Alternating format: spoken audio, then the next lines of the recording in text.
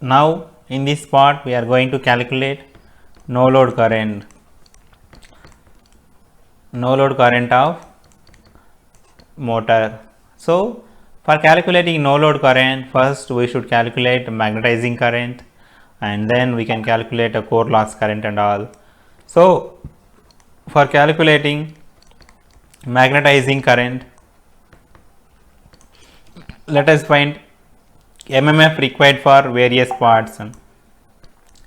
We need a MMF for for exciting various parts of a magnetic circuit.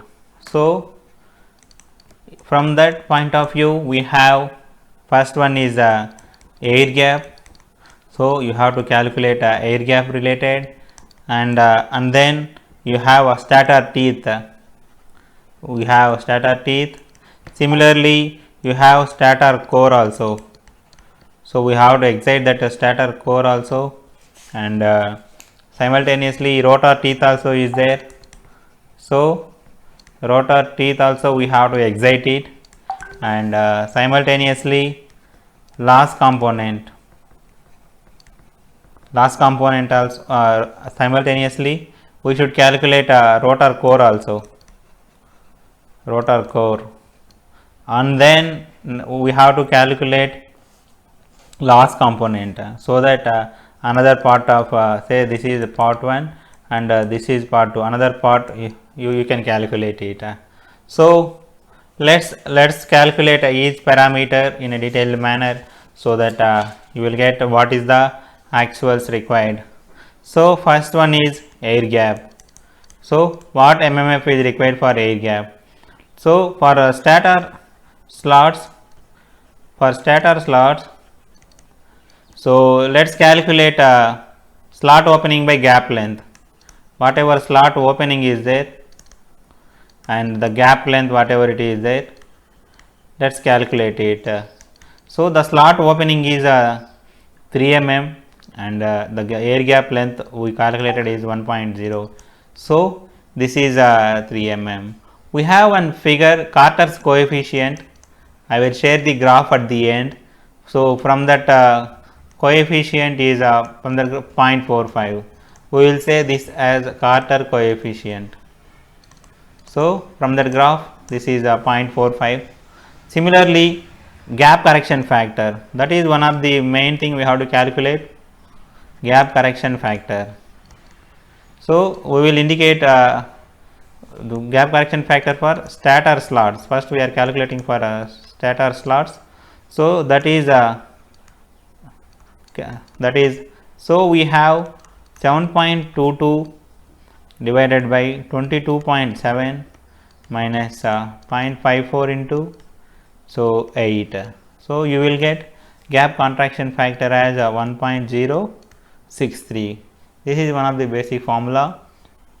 Similarly, for ducts, whatever ducts you have in the stator for cooling, that also we have to take care. So again same thing, we have to repeat width of duct divided by half of gap length. We have to take gap length only half value only. Generally the width is 10 mm. So this ratio is 20 mm. So for this 20 ratio we will get KCD, the Carter's coefficient for ducts, 0.84. So gap contraction factor for ducts, let's calculate KGD, gap contraction factor, that is nothing but total 250 divided by 250 minus 2 into 10 into 0.84. So this value, this factor comes like 1.07. and similarly for rotor slots, we have rotor. For rotor slots also we should calculate it. Same thing, slot opening by the gap length, whatever gap you have, let's calculate gap length. So slot opening is 2 mm and the gap length is 1, so you have 2.0. So for this the Carter coefficient KCS is nothing but 0.34, and the KG gap contraction factor for rotor slots, that is nothing rotor slots, that is nothing but 17 minus 0.34 into 3. So this value comes to be 1.92. This value comes to be 1.92. So total gap contraction factor, this is we can get by multiplying all the individual parameters. So that we will indicate with the kg, that is nothing but 1.063 and 1.07 and 1.062. So the total value is nothing but 1.21. Yeah. So let's calculate flux density in air gap. So that at 60 degree, that is also we should calculate at a 60 degree from the pole axis, whatever pole axis is there, from that at 60 degree we have to calculate. So BG 60, that is nothing but, so the entire factor 1.36 into B average. So 1.36 into 0.491 is the B average. So that will come like 0.668 Weber per meter square. So the MMF required for this for the air gap ATG, we will say ATG, that is nothing but, we have one basic formula, 8 lakh, that is the permeability, into 0.668 into the 1.21 is the factor and 1 mm is the air gap length. Let's take in meter. So you will get around 646 ampere conductors. We need this many ampere turns for air gap. Similarly, let's calculate for stator teeth. For stator teeth also we need some MMF. Whatever the space is there in the motor, we need to excite it. So let's calculate width of stator teeth at 1/3 height. Width of stator teeth at 1/3 height from root. We can say root, or some people will say narrow end. So width of teeth at 1/3 is nothing but, so we have a 650 mm, that is the diameter. So stator slot 52, let's take only 1/3 of it, and we have a number of slots 9, and slot width is 9 mm, that is constant. So we got 14.9 mm as the rotor stator slot width. So let's calculate flux density. So B, flux density at teeth at 1/3 height, that is nothing but, we already have flux 25 into 10 power minus 3, that's the flux required. So we have 90 slots, and you have 10 poles. So 0.207 is the net iron length, and 14.9 is the stator teeth, slot teeth. So that is also at narrow width, 10 power minus 3. So we got this value as 0.9 Weber per meter square. So for calculating BT value, flux density value at of stator's teeth at 60 degree. So let's multiply this with 1.36 into 0.9. So you will get 1.21 Weber per meter square, and the ampere turns ATS for this particular 1.21 is 300 ampere per meter. We have one graph for this. We have one BH graph. So for every ampere, for every flux density there will be some graph for us. So let's calculate, we have that value, say for example this is H value. So as per that graph we got 300 ampere per meter. So therefore MMF required for stator teeth, that is nothing but ATS. So 300 into, we should take 0.052, that is the length. So you will get 16 ampere. We will get 16 ampere finally. So let's calculate similar way for stator core also. So for stator core, flux density in core, let's assume B flux density as 1.3 Weber per meter square in stator, and for this you will get ATCS, ampere turns, at 1.3 as 400 ampere per meter. So length of flux path, let's calculate length of flux path in a stator core, that is nothing but LCS we will say. So we already have 5 into 650 plus 2 into 52, that is the slot depth, plus 46 mm is the 46 mm is the stator core length. We are calculating mean length. So we have poles of 10 poles, and we have 8 gaps. So let's consider 10 power minus 3. Similarly, if you keep everything here, it will comes like 84 into 10 power minus 3.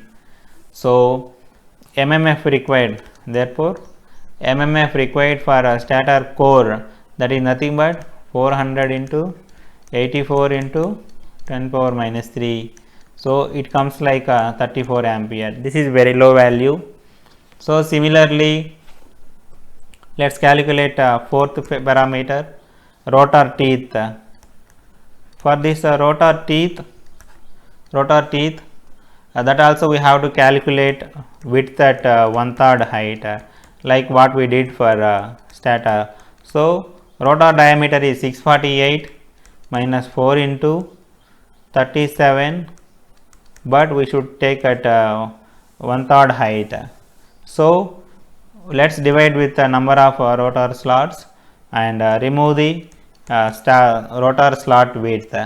So we will get this value as 10.65 mm, and let's calculate the flux density now. So flux density at rotor teeth at 1/3 height, we already know the flux as 25 into 10 power minus 3 flux by, so 120 by 10 into, so we know that 0.207 is the stator iron length, rotor iron length, both are same, into the 0.65 into 10 power minus 3, 0.65 into 10 power minus 3, 10.65 into 10 power, so we will get 10.65 into 10 power minus 3. So the entire value will come like 0.954 Weber per meter square. This is the flux density, but we should calculate a flux density at 60 degree from pole axis. That will be 1.36 times more than the calculated value. So it will comes like 1.28 Weber per meter square. For this 1.28, if you calculate ampere turn as per graph, that is 380 ampere per meter. So MMF required. So finally the MMF required, we will say ATR, nothing but 380 into 39 into 10 power minus 3. So you will get finally 15 ampere. So you have rotor core also. So fifth one is rotor core. For this rotor core, flux density in a rotor core BCR, let's assume 1.3 Weber per meter square. Similarly, for this so you will get 400 ampere per meter from the graph. So let's calculate length now. Let's calculate a length of a path. So pi into 648 minus 2 into 39 minus 46. So we are calculating equivalent length only. So you have a 3 into 10, as it is a 3 phase, we just multiplied by 3 and 10 poles. So into 10 power minus 3. So you will get 55 into 10 power minus 3. Now let's calculate MMF required. MMF required in the rotor core, that is nothing but that 400 ampere turn per meter into the length is 55 into 10 power minus 3. So we will get 2 ampere only, very less value. But this value we should calculate at 60 degree.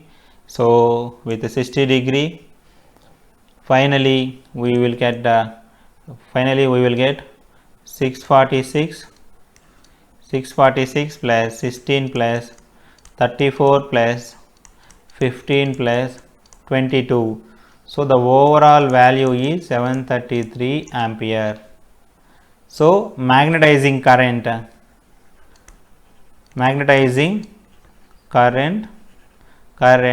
we will say Im, that is nothing but total 0.427 into 10 into 733 divided by, so you have 0.96 and you have 360 turns in the stator. So the final value comes to be 9.05 ampere. 9.05 ampere. Similarly, let's calculate loss component also. The loss component, for calculating that, we have to calculate first weight of stator teeth. So weight of stator teeth is nothing but 120 kg. We can calculate mass into length into mass is nothing but area into length into density. So we like this, we can calculate this weight. We will get 120 kg and the maximum flux density at 1/3 height, that is nothing but pi by 2 into 0.9. So you will get 1.41 Weber per meter square. So for this particular flux density, we have some flux graphs. So iron loss per kg is nothing but 7.2 watts, and we have 120 kg, 120 into 7.2 gang. So iron loss in stator teeth, we will say stator teeth 120 into 7.2. So that is nothing but 864 watts. Similarly, stator core is of 182 kg. You can refer another motor, DC motor calculations, where I calculated all the weights also. We can just refer that and calculate as per that. So flux density in the stator core, so that is nothing but 1.3 Weber per meter square. So iron loss watt per kg is nothing but 5.8. So iron loss in core, finally iron loss in core is nothing but weight 182 into 5.8. So you will get 1055 watts. So total iron loss, whatever it is there, that we have to calculate, so that no load contribution we can calculate. So total iron loss is nothing but 864 plus 1055. It will come summates to 1919 watts. So the actual iron loss built in laminations is generally we will double it. Iron losses whatever it is generated, we will just the actual losses we will just take double of it. So let's consider 3760 watts. So and friction and windage loss, whatever friction you have and windage losses are there, generally we will take 1% of output, 1% of output. So that is nothing but 1100 watts in this case. So the stator copper loss at no load, we have to calculate. So let's calculate it. Stator copper loss. So no load. So no load current we already calculated for magnetizing the core, 3 into 9.05 whole square I square into 1.46. So we got 360 watts as the no load contribution. So the total no load loss, that is summation of all the above calculated figures, 3760 core loss and 1100 friction and windage loss plus 360 watts. This is for copper loss in the stator 5220. So this is the total no load loss. So the loss component we will calculate like IL whatever it is there, that is nothing but 5220 by the voltage whatever we have, 3 into 1910, that is nothing but 0.91 ampere. So no load current, finally the no load current we can calculate it like vector sum, that is nothing but square root of 9.05 is magnetizing and this is loss component 0.91 whole square. So we will get 9.1 ampere. Similarly no load power factor also we can calculate it. No load power factor, that is nothing but we will say cos phi naught. So that is only simply the ratio, ratio of individual amperes, 0.91 by 9.1. So we got 0.1 is the no load power factor. And phase angle of no load current, that phase angle also we need to calculate it. So that no load current phase angle, the phase angle is nothing but phi naught. So we will get 84.18 minutes. So this is about this guys, no load current, and keep watch other parts of this video for better continuity.